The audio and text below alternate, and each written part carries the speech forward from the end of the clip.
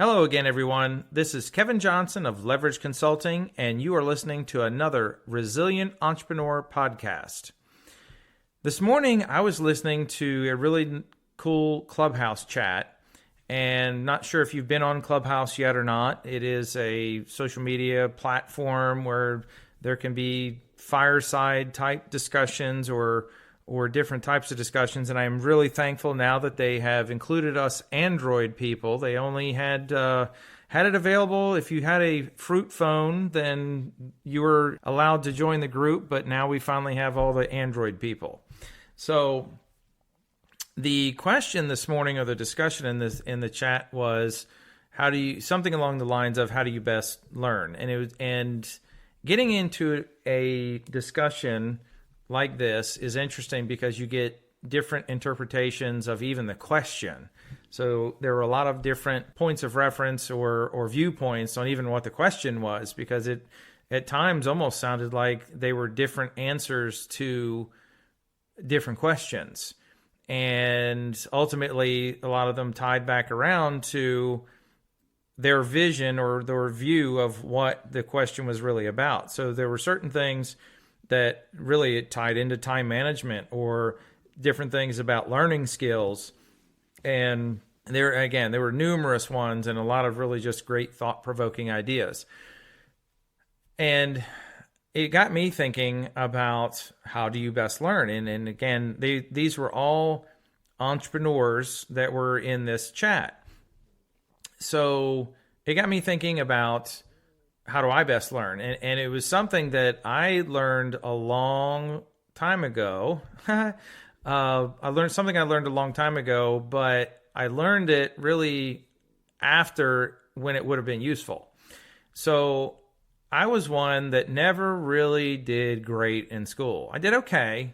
I was definitely not a valedictorian. I was definitely not a 4.0 GPA student, but I made my way through, and I was one that also, I paid my way through college. So basically when I graduated, my debts were paid. I didn't owe anybody anything. My wife Shelley and I were able to, pay our bills as we went along. And thank God the college tuition rates were not like they were, because I don't know if you could pull it off now. But that being said, it was a few years after I graduated, probably, quite honestly, it was probably a good 5 years at least after I graduated, that I started to really figure out how I best learned. And I really didn't even know what I was thinking or what I even knew at that point. But I was one that in class, I would answer questions oftentimes and have really solid answers. But when we took tests, I was never a great test taker. And I'm not to this day, I'm sure there's really good explanations as to why, but ultimately, I've never been a great test taker. That being said, what I did figure out, I knew a little bit once I graduated from college. In my last 2 years of college, I had some pretty serious projects where, oddly enough, one of them was international marketing. And I was in college to get my degree in accounting and kind of go forth into the accounting world. So I really wasn't thinking about marketing. It wasn't my thing. Ultimately, if you're in business, you're in marketing. But that being said, the project was something, it was kind of an interesting way that the professor had everything coordinated. But basically, there was 2 buckets at the front of the room. And in one bucket was the area or the region in which you were going to market your product. And then there was another bucket that had the product that you were going to market. And there were ones where, for example, we were paired up in groups, and one group pulled one out. And I think it was they were going to South Africa and they were going to be marketing Victoria's Secret. Lo and behold, we pulled G.I. Joe, of all things, and we had to market it in Cuba. And, that in itself, I mean, the United States doing business in Cuba is not exactly the easiest thing in the world, if it can even be done. With the project, what I did learn was that I did really well when you give me a project and task me with seeing it from beginning to end. And essentially over time, what I started to learn was I was just good at figuring something out and fixing it. And essentially coming back around to the Clubhouse chat, basically what it was starting to teach me was how I learned. And I learned by doing things. And quite honestly, going back to the Clubhouse chat today, I think one of the things that it might have been danced around, but it wasn't ever directly said, was that if you really want to learn, fix a problem. You know, I think we all tend to learn, and it could be something as simple as you want to start doing your own YouTube videos, or you want to learn, it doesn't matter what it is, but we'll stick with YouTube videos for a moment. You want to do the YouTube videos potentially to better market yourself. But to be able to do the video itself, you need to learn how to record a video in your phone or some other type of video camera. You need to learn how to potentially edit it. If you don't know how to edit it, you find someone who does know how to edit it. You set up a YouTube channel. You set all the parameters and all the background information on your YouTube channel. You find somebody to do graphic art. So essentially, all these things, it's all solving one problem, which is I want to be able to produce my own videos to attract more new customers and more new clients, that type thing. But ultimately, every bit of it is centered around I have an objective or a project, and I just need to learn how to fix it or how to problem solve this thing. And in doing that, think about how many things you will end up learning.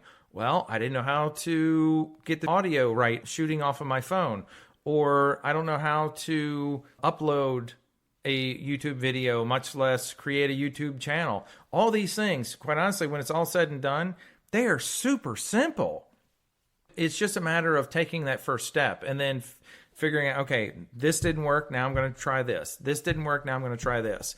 So all of this really comes down to a trial and error until you end up where you want to be.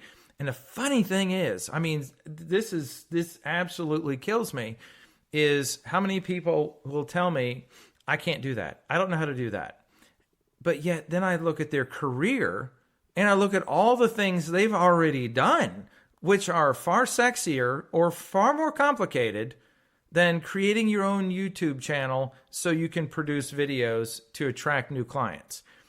We can overcomplicate things just by having a conversation by ourselves, but we overcomplicate things because we come up with all the reasons it won't work. But yet, if all we had to do was look at this as a problem we have to solve, we will learn so many things. So rather than learning something where it's just a singular, for example, learn how to create a spreadsheet or learn how to navigate this software, they're all just a checklist item. They're not really a skill in the sense that you're going to be able to do anything with it. The question is, I want to produce videos to attract new clients or new patients.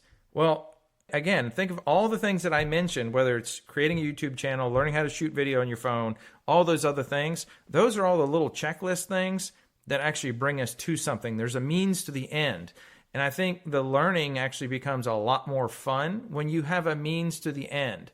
And much like they did talk about in the How Do You Learn this morning, some of it was also about leverage in the sense that you learn what you're good at and you learn what your strengths are and where your time is best invested, as opposed to getting in and just hammering your head against the wall and trying to work something out when you're really not learning anything, or again, it's not your best use of time. Sometimes you do need to do it just to learn what you need to ask someone else to do. So, as I said, it's just, this whole podcast is really something that's a bit more reflective and maybe to get you thinking about yourself or your team, and not only what it is that you need to learn, but also what they need to learn and how we may go about learning. This is one of the things that I could take a team of 5 people, and within that team of 5, there will be one person in the group that you can just tell them what to do, they get it, and they run with it. You'll have probably the majority of them do best by seeing someone else do it. And some people have to go away and read and do their own thing, and then they come back, and then they just sit down and do it. But The question is, how do you best learn, and do you maximize that and capitalize on that so you learn the most meaningful life skills to where you can earn more money and have less stress? So that was your Resilient Entrepreneur podcast for today. As always, if you have questions or things that you'd like me to cover, please feel free to drop that in the comment or send me a direct message.